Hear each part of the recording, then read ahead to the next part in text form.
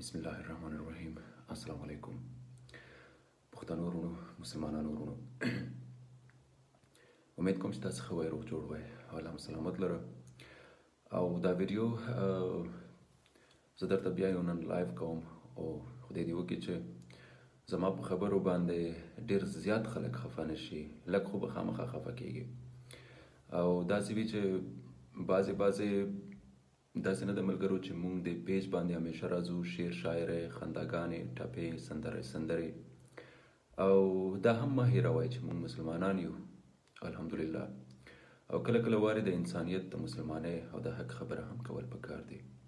که څنګه ملګرو او غافله کېږو خو به نه، سترګې خو به نه پټوو حق نه، ظلم زیاتي نه خو به سترګې نه پټوو، چېرته ظلم کېږي چېرته زیاتی کېږي هغې نه خو به مخ نه پټوو که نه، او سترګې خو به ټیټې نه نیسو او دا خو به نه وایو چې والله وروره بس پرېږده یې څه ورپسې ګرځې. دا خو به نه کوو که نه، کم سے کم د ایمان لږه درجه خو په زړه کې وساتئ که نه. نو وعلیکم سلامونه درته وایم ټول ملګري، سلامونه کوئ، خوشحاله اوسئ. او راځو هغه نه چې زیات زما د افغانستان ورونه دي چې زیات میسجونه راته کوي چې په پاکستان کې چې معمولی اخوا دیخوا ظلم وشي، وایي تاسې ویډیو وکړئ او بیا پیج باندې هغه وکړئ، وایي د دې نه معلومیږي چې افغانستان سره وفا نه کوي. او زیات ورونه دغسې دي چې راته وایي چې وروره د افغانستان په موضوع باندې خبرې وکړه. نو داسې خو نه ده ملګرو چې هرې ویډیو ته کینم د خپل ځان طرف نه کینم، خو د افغانانو، د پاکستانیانو، ستاسو د ورونو په خاطر زه کینم. کنې دا شین سهار ده، زه د لایو ویډیو ته زه کله هم په دې ټایم یو مسافر پیج باندې لایو ویډیو نه کوم، خو یقین مو په خدای وشه چې ما ته څومره میسجونه د خپلو افغانانو ورونو راغللي چې ډېر درانده خلکو میسجونه راغللي چې تاسې په کار دی لایو ویډیو وکړئ. نه پوهېږم زما په خبرو کې څه اثرات دي چې ما ته دومره غټ خلک میسجونه کوي چې تاسې ویډیو باندې خبرې وکړئ. او دا هم نه چې هغوی ما په کوم الزام کې راولي، یاره ما ته کوم چل جوړوي. ما ته چل د چا نه کم نشي جوړولی، صفا سوتره درته وایم، د چا نه کم ما ته چل نشي جوړولی. آمنے سامنے اردو کې خبره وایي، آمنے سامنے بات کر لینا، مخامخ وایي خبرې وکړئ. نو دا ډېره مزه کوي. نو خبره دا ده چې د هغو په هغه باندې چې پرون شپې رسم یو څو کسانو سره وعدې وکړې چې انشاءالله تعالی زه په دې موضوع باندې راتاو شم. خو نن د مسلمانۍ او د کفر خبره درته کوم، دا نه چې د پاکستان د افغانستان خبره کوم، نن د مسلمانۍ او د کفر خبره کوم. هرات کې، هلمند کې چې کومه واقعه وشوله د امریکایانو د طرف نه په افغانستان کې، دې نه پکار دی سترګې پټې ونه نیسئ. حالانکه چې ما ته بعضې خلکو ووایي چې دا فیک ویډیوز دي او دا فیک فوټوز دي د نورو ملکونو والا. زه خدای درته ګواه کوم، هغه رب چې پاسه را باندې ولاړ دی چې ما ته باقاعده پرایویټ ویډیوز راغللې چې هغو ویډیو کې څه قسم ته ظلم وشولو، څه قسم ته زیاتی وشولو. والله قسم په خدای چې اول خو داسې حق حیران پاتې وم او وروسته دومره خفه شوی یم چې دا شین سهار د زه تاسو ته لایو ویډیو کوم چې څومره زیاتی، څومره ظلم وشولو په مسلمانانو خویندو باندې او په مسلمانانو ورونو باندې. والله قسم دی هغه ویډیو ګواه دی، خو زه تاسو ته نه شیر کول غواړم او نه په واتساپ باندې چاته لیږل غواړم چې هغه پرایویټ دی او ما ته په ډېرې پابندۍ سره رالیږل شوی دی. او هغه ویډیو والا زه دغه ته مجبور کړی یم چې زه نن لایو درته ناست یم او یو څو حقیقت زه درته مخامخ کړم، یو څو حقیقتونه زه تاسو ته مخامخ کړم. نو خدای ته وګورئ، لږ غوږ ونیسئ. اول حقیقت دغه دی چې زما د افغانستان نه زما افغانان وروڼه اولین خلاف د طالب دی، د طالبانو دی. د دې حق له باندې زه درته یو څو د خپل وړوکي عمر او د خپل کم وړوکي دماغ او د ډېر لوی سوچ خبره درته وکړم چې ډېر زیات خلک حیران درته واچوم چې الحمدلله په دې واړه عمر کې مې دومره تجربه اخیستې ده چې داسې یو حق نن درته وایم چې ډېرو خلکو ته به پته نه وي او چې پته درته ولګېږي نو حق حیران به پاتې شئ. اولین حق درته دغه خبره کوم، اولین د حقیقت خبره درته دا کوم چې په افغانستان او په پاکستان کې درې پارټۍ جنګېږي، درې پارټۍ، او درې واړو پارټیانو نوم طالب دی. د درې واړو پارټیانو نوم طالب دی، طالبان دی. صحیح ده؟ اوله پارټي هغه کوم طالبان دی او دویمه پارټي هغه کوم طالبان دی او دریمه پارټي هغه کوم طالبان دی. اولینه پارټي هغه طالبان دي چې هغه د راه حق د الله دپاره چې الله پاک په قرآن شریف کې ویلي چې جهاد به تر قیامته پورې جاری وي. او الله ویلي چې جهاد د بې ایمان او د بې غیرتو خلکو کار نه دی. او الله ویلي چې د بې ایمان او د بې غیرت بنده کله هم نصیب زه په جهاد کې نه کوم. دا ډېره د افسوس خبره ده، دا ډېره د خفګان خبره ده. او الله دې هغه بې ایمانۍ او هغه بزدلۍ کې مونږ او تاسې رانولي. الهي امین. بهرحال جهاد په څو قسمه دی ښه درته پته دی. د دې چې کله ایکسپلینیشن ته راشو، د دې چې کله ډیوایډینګ ته راشو چې جهاد څه ته وایي، نو دا ډېر زیات تفسیري دي. خو مګر هم هغه جهاد خبره درته کوم چې الله وایي چې زما مجاهدین شته، زما فوج شته. الله وایي چې زه په 2 کسانو هم جهاد جاری زه په 2 کسانو هم جهاد کولی شم تر ورځ د قیامته پورې، او زه ورسره یم او 2 کسانو سره. هغه به کوم زوراور وي، هغه به کوم طاقتور وي چې زما 2 مجاهدینو ته شکست ورکړي. او په لا اله الا الله محمد رسول الله چې نن معاشره، نن زمانه واقعي چې ګواره چې نن مجاهدین ډېر زیات کم دي او ټوله دنیا ترې نه یاریږي. په دې خو خبر یې نن مجاهدین ډېر کم دي او ټوله دنیا ترې نه یاریږي. ښه درته پته دی حتی چې بعضې خلک خپل ملک پرېږدي تښتي خپل وطن نه، د هغو کمو مجاهدینو په اثراتو باندې، په دې چې هغو سره الله پاک یو دی. دا اوله پارټي چې د هغه د راه حق په نوم باندې جنګېږي او صرف د الله نوم یې په خوله دی، او هغه ډېر پاک خلک چې هغوی په خوله کې د قرآن آیات او د هغو انداز، د هغو ټیپ ډېر پاک صفا او څېرې ډېرې نور کې چې هغه ډېر کم دي. او خدای ګواره دا انټرنیټ هم درته ګواره. تاسې ګوګل ته لاړ شئ، تصویران وګورئ، تاسې به ډېر غټ فرق وګورئ. هغه ګوګل کې هم تصویران شته د اصلي مجاهدینو. په خدای قسم چې زمونږ او تاسو امام صاحب چې جومات کې چې مونږ ته مونځ راکوي، د هغه څېره او د هغه مجاهد څېره د اسمان ځمکې فرق کوي چې د هغه مجاهد څېره دومره پاکه دی او دومره نور کې دی چې هغو دینی تعلیم هم حاصل کړی دی، هغو دنیایي تعلیم هم حاصل کړی دی. هغو سره دواړه تعلیمونه دي. دویمه پارټي کومه یوه ده؟ دویمه پارټي کومه یوه جنګېږي په پاکستان افغانستان کې. دویمه پارټي چې هغه هم طالب ده، هم ځان ته طالب وایي. طالب نه دی خو ځان ته طالب وایي. پرې چې د طالب نوم ډېر آسان دی، د طالبانو نوم ډېر آسان دی. خلک خپل ویډیو کې په تلویزیون کې خپل نوم نه ښیي چې زه پلانکی یم او د پلانکي زوی یم او د پلانکي قوم نه یم. دا خو څوک نه ښیي. ښه درته پته دی دا خو څوک نه ښیي، دا خو هېڅوک هم نه ښیي. په دې نه ښیي ورته پته دی چې صرف یو نوم استعمال کړه چې انک ناون شي. انک ناون مطلب، انک ناون تاسو په موبایل باندې یو هغه درته راځي، ټلیفون کال درته راځي چې هغې باندې لیکلی وي چې انک ناون او یا نو نمبر. د دې مطلب چې معلوم نه ده چې دا ټلیفون نمبر څه شی دی او دا چا راکړلی دی او دا کوم ځای نه راځي. د طالب نوم دومره آسان دی چې نن یو ډاکو، یو غل، یو بزدله، یو بې ایمان هم راځي چې یو قتل کوي، یو ظلم کوي، هغه ځان ته طالب نوم ورکوي. انک ناون شو که نه؟ انک ناون مطلب ده چې نامعلومه، صرف طالب وروره راغلو، ډز یې وکړل، کس یې قتل کړل، وتښتېدل، بس طالب و. نو طالبانو باندې ورټپه شوه دا خبره. دویمه دغه پارټي ده چې هغه ځان ته طالبان وایي او هغه څوک دي؟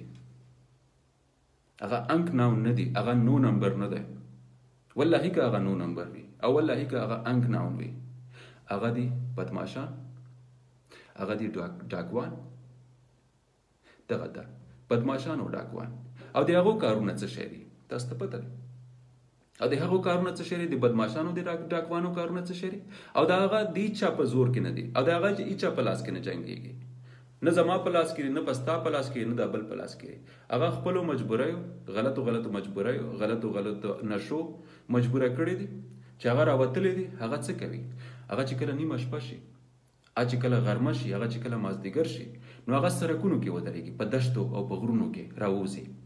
5-6 نفر یا 10-20 نفر دا ټول ډله جوړه شي، د بلمازو او د بې ادبو او د ناپاکو ملګرو یو ځای ډله جوړه شي، ټوپک پر راوباسي. کورونو کې خو نن سبا پښتانو سره هر پښتون سره ټوپک دی. زما کور ته راشه، زما کور بې حسابه ټوپکونه ډک دی. هر پښتون سره ټوپک دی، چا سره ټوپک نشته په کور کې. پسټل خو در سره پرتی دي ښې ډېرې. نو هغه ډاکوان هغه بدمعشان هغه ټوپکې راواخلي، هغه غرو هغه دشتو ته راوځي، ښه ورته پته راشي دلته نه پولیس ته او دلته نه امریکایي شته نه دلته بل شته. او تربوزه کې ووایي مردارې ناپاکې جامې وغوندي د خپل ناپاکو ایمانونو په رقم ته، او هغه راوباسي چې کله دلته بس راځي یا فلاین کوچ راځي او یا داسې موټر راځي که په شپه او که په نیمه شپه، نو مخې ته ورته راوځي، نو ورته ګاډي ته راوخیږي، خلکو نه زنانو نه سره زر واخلي، چا نه پیسې واخلي، او چې معمولی دي اخوا دېخوا ورسره وکړل، هم چاړې یې په لاس کې دي هم ټوپکې یې په لاس کې دي، نو هغه خو بې ایمانه دي. نو څوک دلته وولي دماغ یې هلته وشیندي، ډریور په سترګې ترېنه وباسي په دې چې د خپل لالچ دپاره. دا هغه ډله دی چې بدمعشان او ډاکوان ورته وایي، دا هغه بې ایمانه خلک دي. او دا چې کله دغه کار وکړي او بیا چې په سبا ریپورټ لاړ شي ټلویزیون ته خو پته دی چې دا انک ناون نمبر دی، دا نو نمبر دی، دا هغه نو نمبر دی چې دا چا په لاس کې نه دي. دا خلک دغو خلکو نن دا تیری وکړلو، نن دا ظلم یې وکړلو، دا خلک سبا نه راوځي. دا خلک تر هغه پورې نه راوځي تر څو دغو پیسو باندې د دوی نشې د دوی غلط کارونه پوره نشي. چې کله دا پوره شي بیا خدای خبر 2 هفتې بعد یا 3 هفتې بعد دغو کې بیا بې ایمانه راټول شي، وایي راځئ چې همغه شوکه بیا کوو، دا بیا همغه شانته شي. نو ټلویزیون نیوز دپاره دا خلک انک ناون شي، نو نمبر شي، چې دا خو نامعلومه نمبر دی په موبایل کې راغله. نو ټلویزیون ورته کوم نوم ورکړي، زمونږ خبرونه ورته کوم نوم ورکړي، وایي طالبانو داسې قتل وکړل. نوم یې ورکړو که نه طالبانو، وایي طالبانو دغه شانتي کار وکړل. وګورئ که نه تصویر مې هم درته وښیله، نو ناپاکه خلک او ناپاکو جامو کې وښیي، دغه رقم ته یې نقابه کې، او نوم د چا بدنام شلو؟ د اصلي مجاهدینو، د هغو مجاهدینو چې خوله کې تلاوت دی، عمل په قرآن دی او جهاد یې لاره ده، او نوم یې د هغو بدنام کړو. دریمه کومه ډله ده؟ دریمه کومه ډله ده په افغانستان او پاکستان کې؟ هغه هم ځان ته طالب وایي، هغه هم انک نام نو نمبر ده، نو نمبر انک نام معلوم نه ده، خو په خدای تعالی قسم چې معلوم ده، په رب قسم چې معلوم ده، ما او تاته نه ده معلوم، ما او تاته نه ده معلوم. سیاست ته ډېر ښه معلوم ده، سیاستي خلکو ته ډېر ښه معلوم ده، امریکانیانو ته ډېر ښه معلوم ده، ISI د پاکستان ته ډېر ښه معلوم ده، را د هندوستان ته ډېر ښه معلوم ده، امنیت د افغانستان ته ډېر ښه معلوم ده. په رب قسم درته کوم چې دریمه کومه ډله ده، هغه دریمه کومه ډله چې ځان ته طالب وایي، تاسو ته پته هغه ډله ده چې هغه د طالبانو په شانتي کارونه کوي، خو مګر هم 2 نمبر یې کوي، غلطي کوي او په غلطه لاره یې کوي، جهاد بدناموي، مسلمان بدناموي، طالبان بدناموي او د مسلمانانو وینې څکي. هغه کوم خلک دي؟ هغه خلک دي چې امریکایان په افغانستان کې ناست دي، قرار ناست دي، هغه خپل پښتانه هغه بې ایمانه پښتانه راکې اخیستي دي چې هغه نه الف سته او نه ب سته، هغه ګیرې هم د سپیو او د خرو په شانتي پرېښودلې دي، هغه سترګې هم د سپیو او د خرو په شانتي دي، هغه د څیرو ته چې وګورئ هم ناپاکې دي. اکثره دغه الکانې په دې هغه کې شعر کې د کمنټونو کې شعر کې دا بیا کله خلک وایي دا وګوره که نه دا مو وایي ځان ته طالب وایي. نو سترګې مو وځه، د طالب او د خره ډېر لوی فرق دی.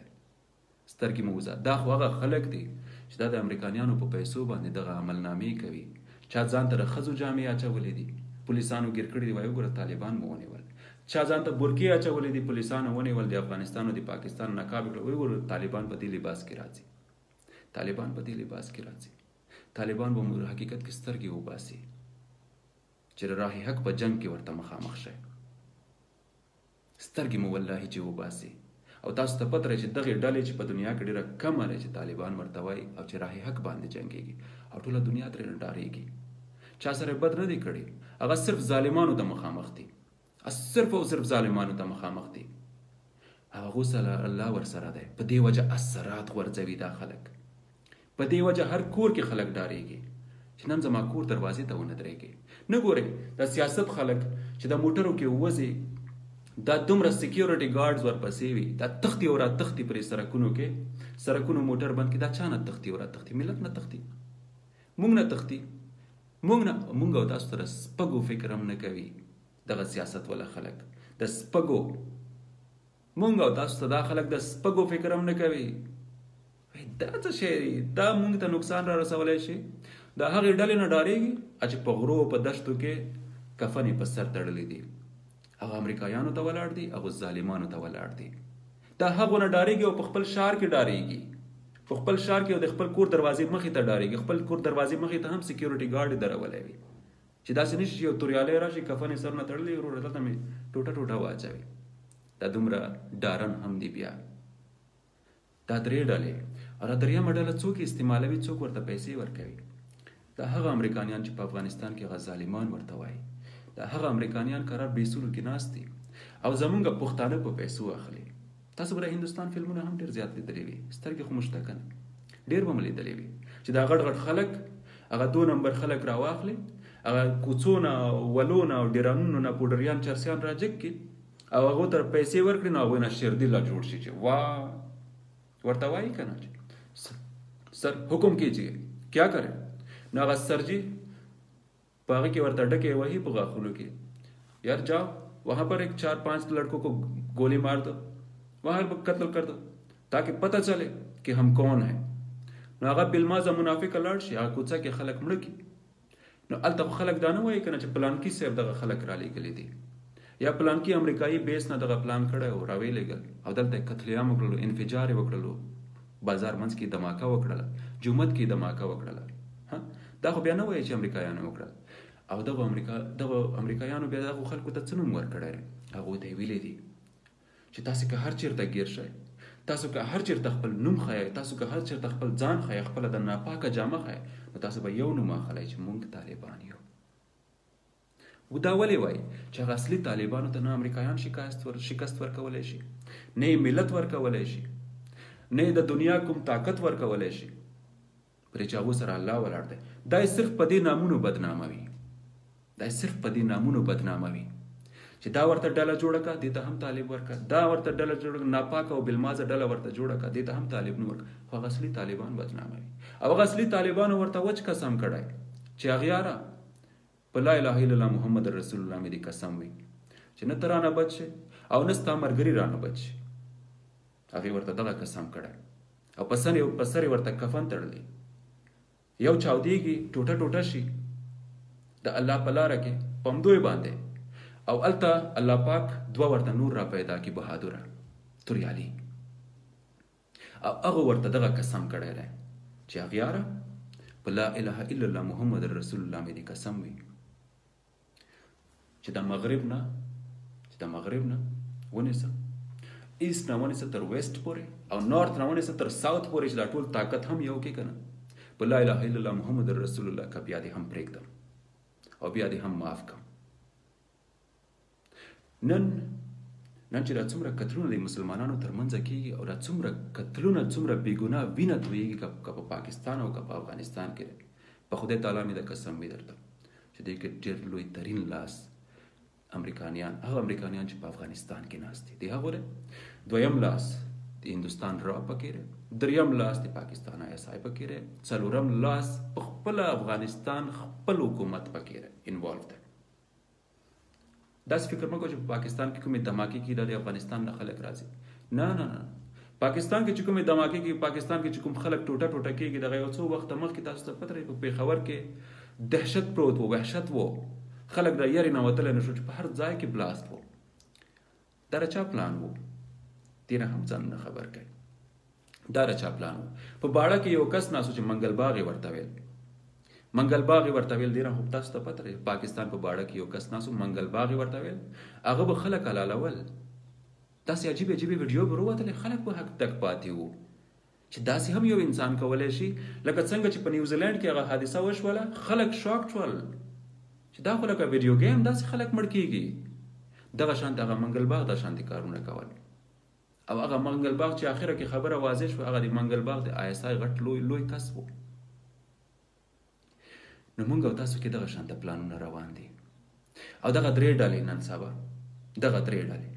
سبا او په دې 3 ډلو کې صرف یوه ډله پاکه ده او هغې ډلې په ټوله دنیا باندې نن د خپلو اثراتو راج کړی دی. دا د الله د طرف نه والله درته وایم دا د الله د طرف نه. هغه ته خپل اثرات الله پاک ورکړي. او په غرونو په خړو غرونو کې یو څو کسان دي چې ناست دي او په ټوله دنیا کې چې خلک د هغوی نوم واخلي داسې شي. والله ډېر خطرناک خلک دي، والله ډېر خطرناک خلک دي. دلته په یورپ کې هم دغه شانته دی. په یورپ کې دلته چې موږ یورپ کې چا سره مخامخ شي، موږ د افغانستان یو طالب نوم درته داخلي وایي طالبان خو ستاسې په وطن کې ډېر زیات دي که نه، وایي تاسې وطن کې خو یعنې ډېر زیات دي که نه. وګورئ دومره اثرات لري مجاهدین د الله. څه فکر مو کړی؟ څه فکر مو کړی؟ تاسو فکر کوئ چې الله پاک نعوذ بالله جهاد بند کړلو؟ بند یې کړلو. او که دغه دعوې کوئ چې نه د جهاد په افغانستان کې ولې وي، د نورو ملکونو کې ولې نه وي؟ د صلاح الدین ایوبي وخت کې 1300 کاله مخکې کیسه درته وکړم. د صلاح الدین ایوبي وخت، د صلاح الدین ایوبي په وخت کې جهاد په ټولو عربو کې هغه روا و، واجب و، فرض و. په ټولو عربو کې، په مکه کې، په مدینه کې، په قطر کې، په عمان کې، په ټولو ملکونو کې، په ټولو ملک په دې چې په ټولو ملکونو کې صلیب راغلی، لکه څنګه چې امریکایان افغانستان ته راغلي دي دغه شانته. نو صلاح الدین ایوبي د کوم ځای و؟ د کورد و، کورد د عراق و، د عراق. د عراق نه راغللو. چا سره راغللو؟ علي بن سفیان سره چې د جاسوسۍ د محکمې لوی رئیس و، چې دی په جاسوسۍ کې ډېر تکړه و، ذهن ډېر تیز کار کولو. او سړي ته به چې ولیدل دوستي به پوه شو چې دا سړی څومره اوبو کې ډوب دی. خدای پاک ورته دومره تجربه ورکړلې وه علي بن سفیان ته چې کفارو صلیبیانو به همیشه کوشش کولو چې د علي بن سفیان ترې نه ختم کړي صلاح الدین نه. پرې چې دوی به ویل چې د صلاح الدین ایوبي سترګې علي بن سفیان دی، دا ترې نه ختم کړي. نو ډېر چلونه یې جوړ کړل چې علي بن سفیان ختم کړي. مګر هم علي بن سفیان سره صلاح الدین ایوبي سره الله ملګری و. کله چې عراق نه صلاح الدین ایوبي مصر ته راغللو، مصر بل وطن او عراق بل وطن. په عراق کې هم جهاد فرض و واجب و. صلاح الدین ایوبي ولې مصر ته راغللو؟ مصر کې ولې جهاد شروع کړو؟ او مصر نه فتح شروع کړله چې بیت المقدس ته ورسېدلو. او دا بیت المقدس صلاح الدین ایوبي موږ ته فتح کړلو. په دې تاریخ خبر یې دا صلاح الدین ایوبي فتح کړلو. عراق کې ولې جهاد فرض وو او عراق کې دی ولې پاتې نه شول؟ پرې چې جهاد کې په عراق کې چې کوم وو 1300 کاله مخکې خبره، عراق کې نورالدین زنګي وو، چې نورالدین زنګي هم ډېر یو ښکلی انسان تیر شوی، ډېر پاک انسان.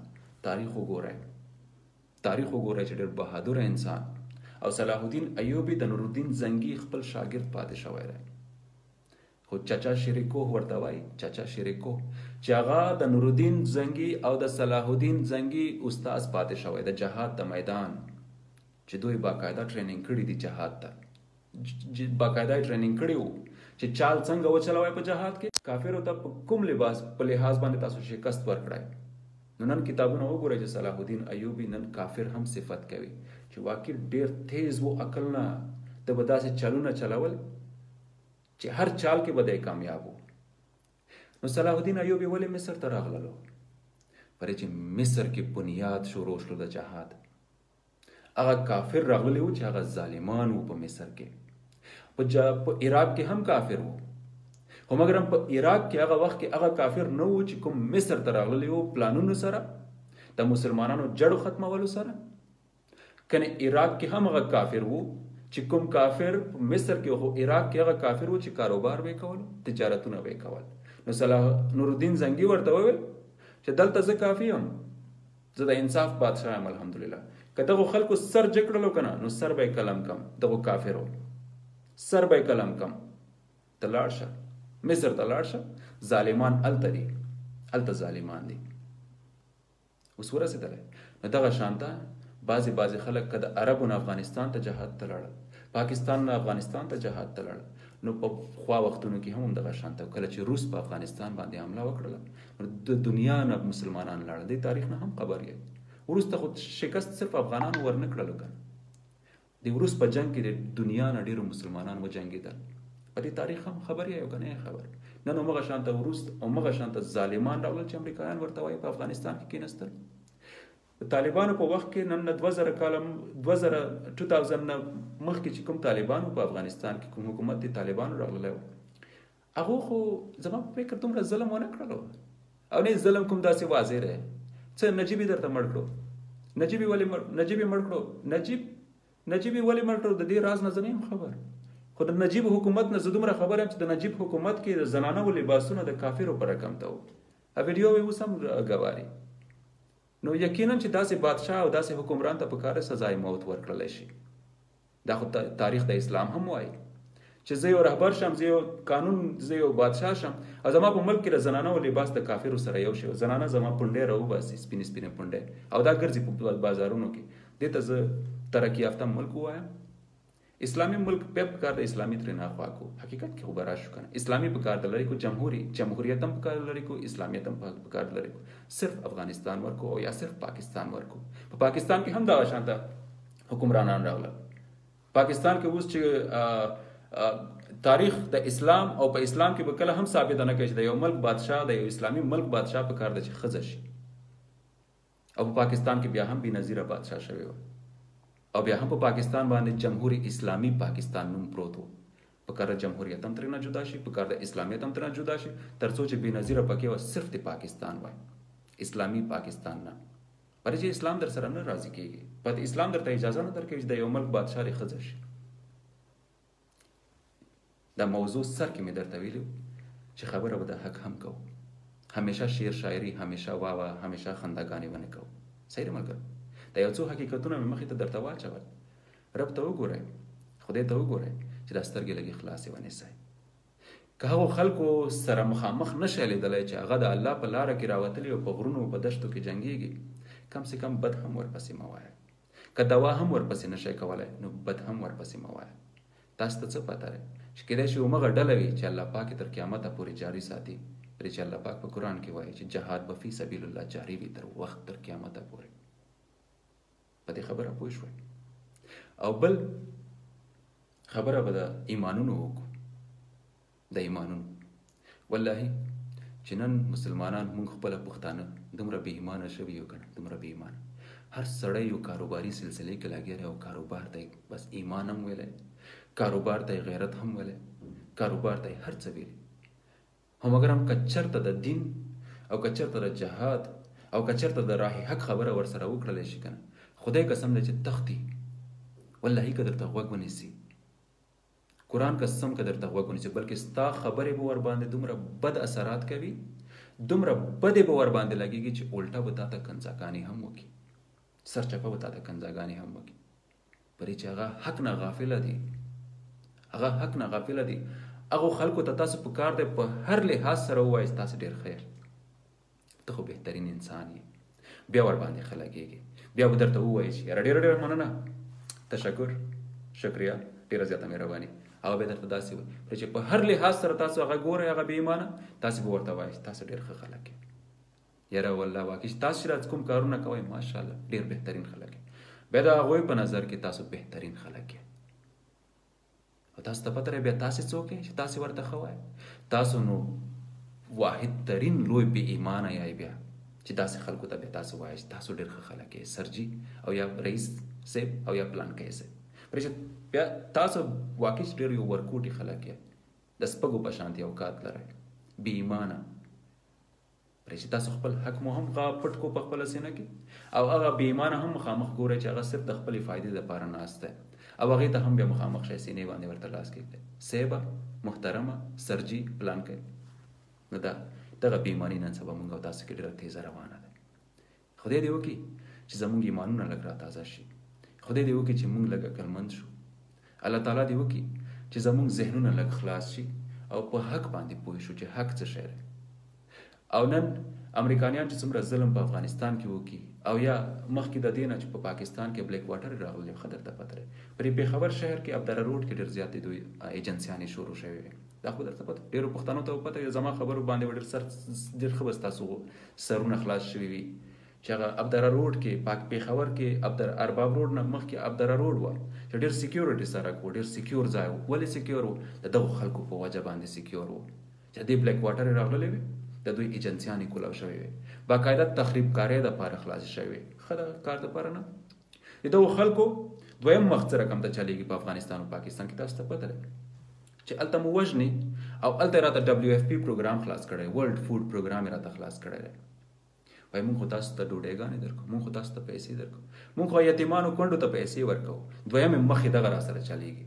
په اول مخ باندې مونږ ټوټه ټوټه کوي، وینې مسکي، او دویم مخ یې راته WFP ورلډ فود پروګرام یې راته خلاص کړی دی چې وګوره مونږ خو درته همدردي کوو. چا ویلې چې مونږ ظالمان یو؟ او بیا بل دریم مخ کوم چلوي؟ دریم مخ دغه چلوي چې پاکستان نه ورته خلک راشي چې مونږ خو ډېره ښې ډیګرۍ را سره دي. ما خو پېښور یم، ما خو کراچۍ یونیورسټي نه، ما خو پېښور یونیورسټي دغه ډیګري کړې سرچي، هغه ورنه باقاعده انټرویوګانې اخلي. خپل افغانستان کې خلک ورشي، همدې امریکایانو ته ورځي، بیسونو ته ورشي، خپل ډیګرانې ډیپلومې وروړي چې مونږ خو دغه کارونه کړي. خاجي تاسو ته بهترین جابونه درکو. هغه سپګنې ته به په افغانستان کې، په پاکستان کې د 100,000 د 100,000 روپیو کار نه ملاویږي، هغه به امریکایانو سره په بیسونو کې امریکایانو سره کارونه کوي، په زرهاو ډالر سره تنخواګانې به ورته ملاویږي. بیا تاسو دې فرق ته لږ سوچ نه کوئ؟ دا دریم مخ دی د هغو خلکو. دا دریم مخ جابونه هم راته راکوي، کارونه هم راکوي. کارونه ټولو ته نه ورکوي، خدای قسم کوي ټولو ته درکړي، په رب تعالی که ټولو ته درکړي. دا خلک په انټرویوګانو کې تاسې درته ګوري ته تر کوم حده پورې ایماندار یې. دا صرف د دوی خلکو ټارګټ صرف زمونږ ایمان دی، زمونږ کمکلي، زمونږ هوښیارتوب نه، زمونږ ایمان. دا خلک داسې درته ګوري په انټرویو کې، ګوري ته تر کومه حده پورې ایماندار یې. ستا د ذهن، ستا د زړه پاک دی او که ناپاکه دی، او که پاک یې په خدای قسم که د 100 ډالرو کار درته درکړي، او یو حده پورې اتارټي، یو حده پورې اجازت درکوي، په دې چې ځانونه نه شرموي چې ته ما سره په جواب ولګې، یو اتارټي درکوي پلانکي کلي ته لاړ شه، پلانکي خلکو سره مدد وکړه، سره مدد وکړه دې پروسس کې، مګر هم آزادوي دي خپل ماحول کې، آزادوي دي داسې دې آزاد کړي چې دا خپل ایمان درنه د پیسو په زور واخلي، بې ایمانه دي کی او بې غیرته دي کی. او بیا چې د خپل ملک کې څومره حقیقت، څومره ویني توی هغه ګورې، بیا به ته دوی نه ټارګټ کوي. والله کې ټارګټ په دې چې ته د دوی حرام رزق خورې، هغه حرام رزق یې در ټېللی منځ ته، او ته یو ناپاکه بې ایمانه کړی، او ته بیا حقیقت نه داسې شوی لکه یو اس ته چې سړي سترګې داسې هغه کړي نه، اس سیده روان وي، بس دې خوا نه ګوري، دې خوا نه ګوري. او که چېرته به په ټلویزیون کې، په نیوز کې د خپلو افغانانو، د خپلو پاکستانیانو ویني چېرته په سړکونو کې بیا ګورئ، او بیا صرف دغه وایي چې اوف الله دې طالبان تباه او برباد کړي، اوف الله دې طالبان تباه او برباد کړي. دا خو پته درته نشته چې زه د قلم ته ناسته یم که نه، زما را قلم زور د انسانیت، د محبت، د مینې او د اسلامیت په زور نه دی روان، دا د کفر روان دی. زه دا کوم شیزونو باندې ساینونه کوم، زه دا کوم کانټراکټونو باندې ساینونه کوم، دا همغه وینې دي چې نتیجه یې دغه دی، دا همدغه وینې دي چې نتیجه یې دغه دی. ورسېدلی په دې خبرو باندې. دا خلکو دا درې مخه دي، جابونه راکړي، او جابونه کارونه داسې کارونه راکړي چې دومره تنخواګانې راکوي چې موږ په یورپ کې، په امریکو کې دومره تنخواګانې نه اخلو. اول ته په افغانستان کې او پاکستان کې دا سړی تا څه شی کړي دي؟ ته ماته دا ووایه. ډیګریان او تعلیمونه خو موږ هم حاصل کړي دي، دا موږ ته دومره غټ غټ جابونه څوک ولې نه راکوي؟ موږ نه هوښیار یې تاسې، موږ نه هوښیاران یې تاسې، موږ نه هوښیاران یې. خدای قسم که په دې پوهېږئ چې خر ته څومره وربشې اچول کېږي او خره ته څومره وربشې اچول کېږي، په دې ولکه پوه شئ. او هلته ناست یې په زرهاو ډالرو تنخواګانې اخلی، او چا سره ناست یې، بیا چا سره ناست یې؟ لږ شرم وکړئ، لږ شرم وکړئ، کم سے کم لږ ایمان پر تازه کړئ. چا سره ناست یې؟ خدای به مو معاف کړي، تاریخ د اسلام به تاسې معاف کړي، په ذوالجلال که تاسو معاف شئ، په رب کعبې مې د قسم مې که تاسې معاف شئ. نه والله که تاسو تاریخ د اسلام معاف کړي، او نه والله که ذوالجلال خپله تاسو معاف کړي. په ورځ د محشر بس تاسو حشر دغه شانته کېږي چې په دې ورغوي کې به ناست وئ، او موږ به مو ټول ګورو، موږ به هم په ګناهونو کې مبتلا وو، خو ستاسې ګناه به په میدان باندې داسې وي، داسې به په دې چې تاسو په هغو وینو کې انوالو یې چې کومه وینې په پاکستان، په افغانستان کې تویېږي د دغو کافرینو د لاسه. موږ چې په یورپ کې کومو کافرو سره کار کوو، موږ چې په یورپ کې، په امریکو کې کوم کافرو سره کار کوو، دا موږ دپاره جایز دی. د دې هم درته وایم، دا هغه کافر دی چې دغو د عیسویان وایي، دا هغه کافر دی چې دغو په خپل ملک کې هم په امن کې دي، او موږ هم په امن کې ځان سره ساتي. د دغو کانټراکټ موږ سره چې اول ساین شوی دی، نو دوی موږ ته ویلي چې زموږ په ملک کې چې تاسو څه شی کوئ وکئ، خپل کارونه کوئ، او که موږ سره کوئ وکئ، خو مګر هم په انسانیت را سره اوسئ، په انسانیت در سره اوسو. مونږ سره مو هیڅ کار نشته او زمونږ تاسو سره کار نشته. په وخت د مدینې او منوره کې، مدینې او مکې کې په وخت چې کله رسول الله صلی الله علیه وسلم سره ملګري یو ځای شول، چې کله قرآن شریف راغله، قرآن آیات راغله، نو الله تعالی رسول الله صلی الله علیه وسلم ته وویل چې ځان سره ملګري جوړ کړه. نو پیغمبر صلی الله علیه وسلم چې کله ملګري راټول کړل، تاسو ته ښه پته دی کیسې، حتی چې د دې په نوم باندې فلم هم جوړ شوی دی. د فلم نوم دی د میسج. هغه فلم وګورئ او هغه کیسه حقیقت دی. چې کله پته کافرو ته ولګېدله چې مسلمانان رازیاتېږي، نو کافرو کوشش وکړل چې مسلمانان ختم کړي. نو رسول الله صلی الله علیه وسلم ته وحی وشوله الله طرف نه چې د خپلو ملګرو ته دې ووایي چې تاسو لاړ شئ مکې ته، نه تاسو لاړ شئ مدینې ته. چې د مکې ښار کې دغه حادثه وشوله. تاسو ته پته لري، دغه کیسې هم درته پته لري چې رسول الله صلی الله علیه وسلم چې د شپې څملستلو، نو هغه وخت کې هم وحی راغله چې کافر راځي د رسول الله صلی الله علیه وسلم قتل پسې. د هغې شپې کیسه درته کوم چې دغې شپې نه یوه ورځ مخکې چې رسول الله صلی الله علیه وسلم خپلو صحابهو ته وویل چې تاسو چیرته لاړ شئ، چا نه پناه واخلئ، تاسو ته پته لري چا نه ورته وویل؟ نو رسول الله صلی الله علیه وسلم ورته وویل چې د حبش کوم ملک و، هلته حبشي یو بادشاه دی چې عیسوي بادشاه دی، تاسې هلته لاړ شئ، هغه بادشاه رحمدله دی، هغه تاسو ته فنا درکوي. په دې چې دا ګواهي د الله له طرف نه رسول الله صلی الله علیه وسلم ته وحی وکړه چې دا ملګری د حبشي بادشاه ته ولېږه چې هغه عیسوي دی. کتابونه هم ګواري، هغه کیسه هم ګواري، تاسو وګورئ. هغه یو څو دانې ډله ځي د ملګرو، هغه ځي، هغه د عیسویانو ملک ته ځي، د عیسوي بادشاه ته مخامخ کېږي، حالانکه چې د خپل مکې نه ورپسې جاسوسان هم وري چې دا واپس راولي دا مسلمانان او قتل یې کړي په مکه کې، او مغه شانته وشي چې رسول الله صلی الله علیه وسلم خپل ملګرو ته ویلي وو چې په تاسو باندې به ان شاء الله تعالی چې د الله امتحان هلته نه راځي او تاسو په هر امتحان کې پاس کېږئ. دا کیسه مې په دې راته وکړه چې تاسو مونږ ټارګېټ نه کړئ چې خپله ولې یورپ کې ناسي کافرو سره. دا زمونږ د هجرت سیله ده چې مونږ ته دلته حاصله شوې، خو مګر هم په عزت اوسېږو، خو کار ورسره ظالمانو سره نه کوو چې ټوپک یې راوړی وي زما وطن ته او راغلی وي وایي مونږ پیس راوړی دی.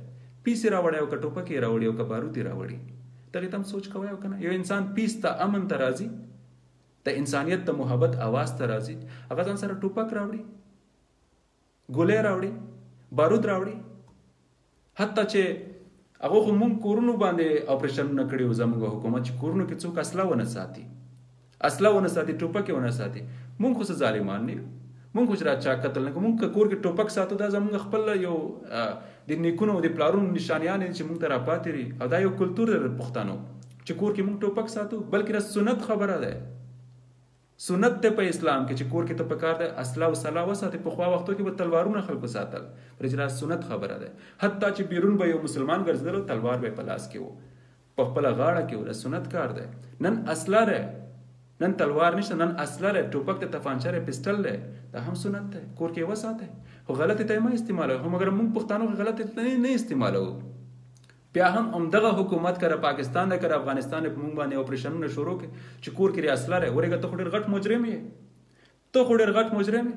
حتی هېڅ هم نه دی کړی په هغې اسلحې باندې. نیکونو یو ټوپک را سره کور کې پروت دی چې زوړ شو، خدای خبر ډس کوي هم او که نه کوي. د هغې په سر زه ډېر لوی مجرم شوم، ایز ا پښتون، ایز ا مسلمان، ډېر لوی مجرم شلم د هغې ټوپک په سر باندې.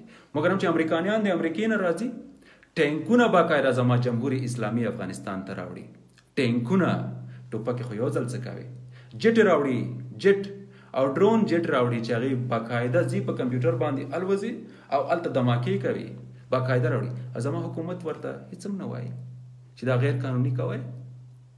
زما حکومت ورته سترګې پټې نیولې چې غیر قانوني کوئ. بلیک واټر یې راغللې پاکستان ته، جمهوري اسلامي پاکستان ته، خپل ګن سره، خپل سنایپر سره راغلل، غټ غټ سنایپر یې راوړلې، او د پاکستان قانون ورته ووایي چې هر کله راشئ، هر کله راشئ. دا جرم نه شو؟ کم سے کم لږ سوچ خو وکړه زما خبرو سره. آیا زه غلط وایم؟ زه غلط وایم؟ ځکه غلط وایم که هر څه وایم، دغه زما ایمان دی، درته مخامخ دی، بس دغه زما ایمان دی. او د دې ایمان په سر باندې به زه انشاءالله ځاني، ذهني او د نظر هره قرباني ورکوم او هر وخت به ورکوم. دغې لارې نه به زه کله هم شاته نه شم. ظالم ته به همیشه ظالم وایم او د انصافداره د عزتداره او د دروند سړي به همیشه طرفداري کوم. بس دغه زما ایمان دی. ډېره زیاته مننه. ټلیفون کالز مې در سره وانخیستل په دې چې ما ته پته راشي چې اوس ټلیفون کالز چې اخلم نو سلسله زیاتېږي. خپل کاروباري سلسله مخکې وړم، نن کارونه مې زیات دي. په خدای مو سپارم. ښه وخت درته غواړم. د خدای په امان.